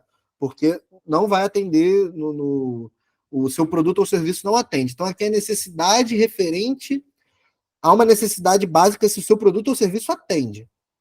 E entendê-la no detalhe. Urgência, a gente normalmente utiliza o tempo, né, de contratação, e aqui você tem que ter muito em mente o ciclo de vendas da sua empresa. Na Sales Tech, a gente tem ciclo de vendas muito longos, por exemplo. Então, muitas vezes a gente conversa com uma empresa no primeiro semestre de 24 e a gente só vai fechar com ela no primeiro semestre de 25. Então, o nosso time é um ano, nosso time é um ano e meio, nosso time é 8 meses. Então, a gente tem um timing longo nesse sentido. Mas tem outras empresas que têm o timing de tem o ciclo de vendas de um mês. Tem o ciclo de vendas de 2 semanas, tem o ciclo de vendas de 2 meses. Então, tem que entender esse timing. Então, se eu sou uma empresa que eu preciso conversar, desenvolver meu projeto com o cliente durante um ano, e ele fala assim para mim, Pedro, eu vou contratar, esse é um projeto para o final do ano, e eu estou no início do ano, cara, tá super no timing ali de começar a conversar com ele. Se eu estou falando com um cliente que ele fala que pode contratar só no final do ano, e meu ciclo de vendas é de 1 mês, 2 meses, já contrata, não faz sentido eu falar com ele agora. Eu marco numa tarefa ali no meu CRM, falo, retomar com esse contato no final do ano. Acabou. E vou nutrindo ele, vou mandando informações para ele ao longo desse período. E o money é o orçamento, é o mais simples aqui de entender. Se tem ou não orçamento para contratar. Básico assim. Aí o Anum, ele é o Bunch é o Anum em outras palavras, basicamente. E aí é só vocês verem aqui, ó, budget, autoridade, budget, orçamento, autoridade, necessidade, urgência. Então, só muda o money e a ordem aqui das... Na verdade, nem a ordem, né? Só muda o money mesmo, o budget e o money. Ele muda a sigla e a ordem. Então, enfim, se quer trabalhar com Anum, se quer trabalhar com Bunch, cara, é a mesma coisa. Não vou trazer muitas diferenças entre os dois. E aqui esses dois são bem interessantes, porque esses dois, o Spice e o GPCT-BACI, eles são meio que evolução do Anum e do Bunch. O Anum e o Bunch, normalmente a gente usa para vendas menos complexas. Vendas que você não precisa entrar tanto numa profundidade tão grande ali de mapeamento. Eu trabalhei num software de educacional. E a gente vendia um software online que a pessoa tinha usuários, e dentro desse usuário ele ia ter acesso a uma série de cursos de gestão e tal. E aí a gente não tinha muita complexidade, não tinha um acesso, uma implementação do software, era tipo criar o usuário e disponibilizar o usuário. Era uma implementação muito simples. Claro, se são muitas pessoas, essa implementação demora um pouquinho mais, obviamente, mas era simples, não é algo muito complexo. Então o Anum funciona, porque eu não preciso entender tanto a nível de contexto. Tipo, eu preciso entender, mas não vai causar tanta dificuldade ali na hora da venda. Então eu consigo ainda trabalhar com Anum e com Band. O Spice ele é muito utilizado para produtos complexos e normalmente enterprise, grandes empresas. Porque aí, em grandes empresas, a gente precisa ter um mapeamento mais contextualizado, mas eu preciso ter mais contexto. Então, por exemplo, eu trabalhei uma vez num software que fazia gestão da reputação da marca daquela empresa frente à imprensa, frente à mídia. Cara, a situação para mim era fundamental. Eu tinha que entender a situação daquela empresa. Por exemplo, se eu sabia que aquela empresa estava vivendo uma crise de imagem, era um ótimo momento para prospectar. Ótimo. Porque eu atuava diretamente na dor daquela empresa, então eu conseguia entender. Eu mapeava assim, eu às vezes jogava no Google, empresas em crise, assim, pegava várias coisas e olhava, mas era crise demais. Se era uma crise financeira, principalmente enterprise, às vezes é corte de custo, corte de orçamento, então também é um outro contexto que a gente acaba tendo que mapear para entender, executar aquela venda. O PEN é a dor que ela enfrenta, a necessidade. O impacto é bem legal, porque aqui é onde quando a gente entende assim, é a dor, e com base nessa dor, qual é o impacto que o meu produto vai oferecer, ou o meu serviço vai oferecer. Então a gente refletir sobre isso, a gente sempre tentar trazer do cliente. E aqui a gente ajuda o cliente a deixar claro e fala para ele, cara, você está com essa dor? Legal, você está com essa dor. O impacto do meu produto em cima dessa dor é esse. E você vai ter esse resultado, você vai ter esse trabalho que a gente vai fazer. Então você consegue gerar ainda mais contexto e convencimento. O evento crítico, né? O que vai ser o ponto-chave ali para aquela empresa executar a venda. Então, o que de fato vai trazer ali, vai mudar a chave para que eles executem a venda propriamente dito. Isso aconteceu comigo, que o evento crítico ali que eu observei eu fechei com um grande banco uma vez, E o evento crítico foi justamente, eu estava em negociação com eles, aí no meio da negociação eles tiveram uma crise de imagem porque foi erro da assessoria de imprensa. E aí isso foi um evento ali, que como eu já estava em negociação, eles estavam fazendo uma RFP, que é quase que uma licitação de grandes empresas, assim, chama de RFP, o Request for Proposal, é muito utilizado no mercado B2B também.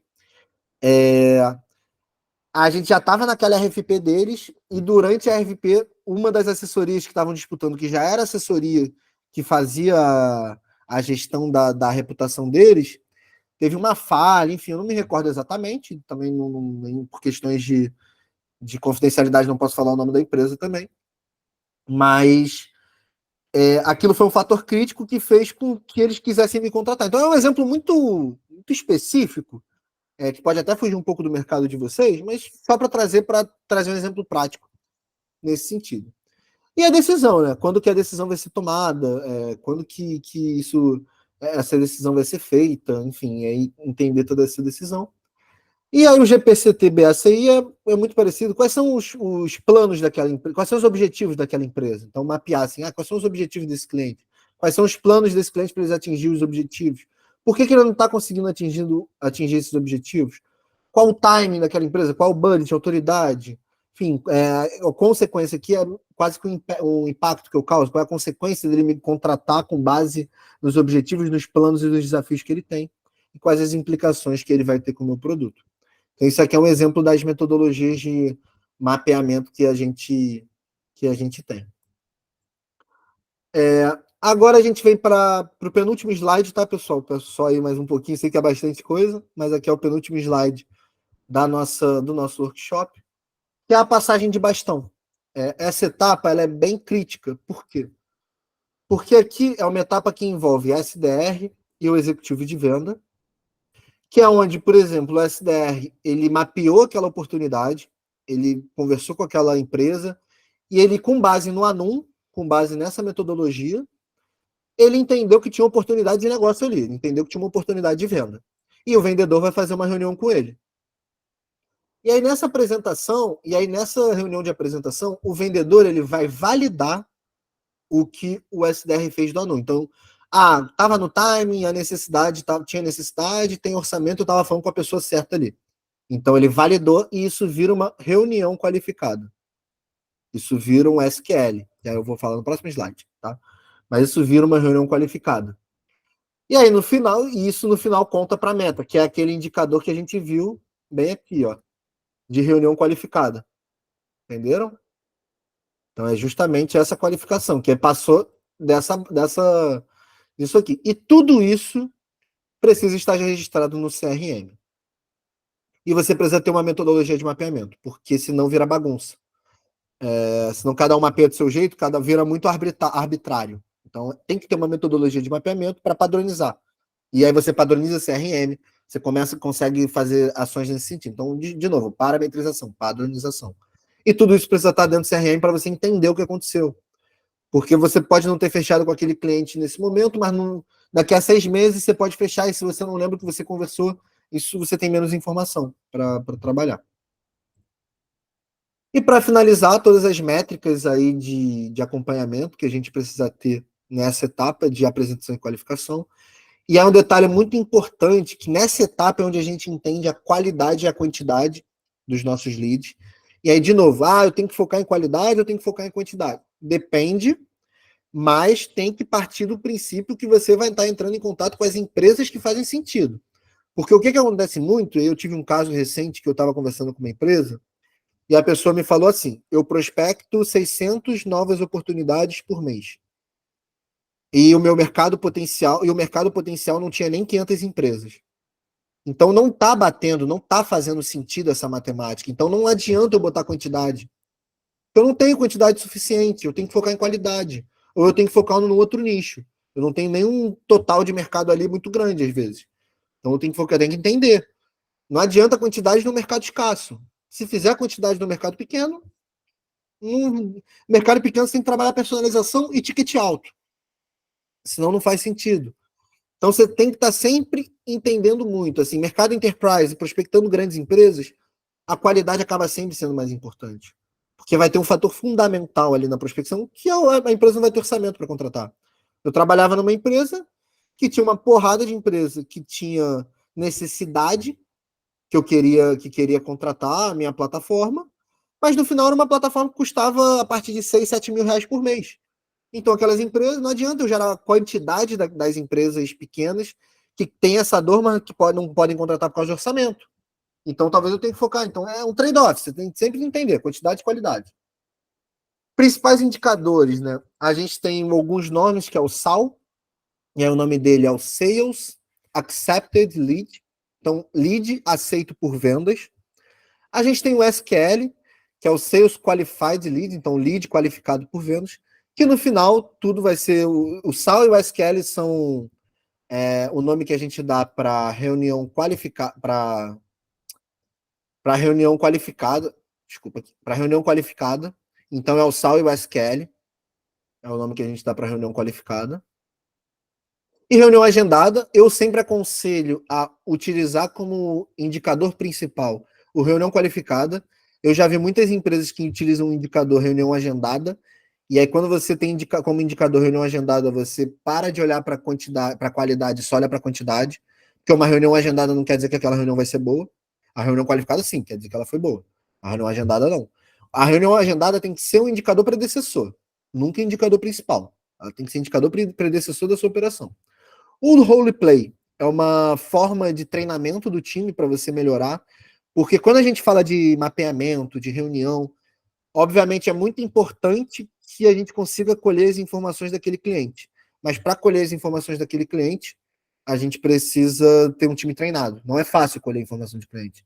Não é fácil mapear, não é fácil apresentar um produto. Não é fácil tocar uma reunião. Então você tem que treinar, pô. Tem que treinar o seu time. Você tem que. E o roleplay é a simulação. Eu já fiz isso algumas vezes com o Israel até. A gente simulou reunião junto, fazia muito isso quando, enfim, trabalhei em outras empresas também. A gente semanalmente simulava reunião, semanalmente estava simulando reunião, então eu fazia o papel de um vendedor e outra pessoa fazia o papel de um cliente. Aí a gente, pum, trocava. Aí de novo, eu fazia o papel do cliente, outra pessoa fazia o papel do vendedor. Então é roleplay, é treinamento. E de novo, escolher uma metodologia, né, dessas aqui, porque ela vai ser fundamental para a sua operação. E no final, focar na qualificação, galera. Vamos sempre focar na qualificação, vamos focar em trazer reuniões boas, vamos focar em qualidade. Claro, tem momentos que precisa olhar para a quantidade também, mas é sempre importante olhar para a qualidade, porque no final, maior qualidade, maior conversão das suas oportunidades de venda. E é isso, pessoal. Por fim, isso aqui era a parte bem conceitual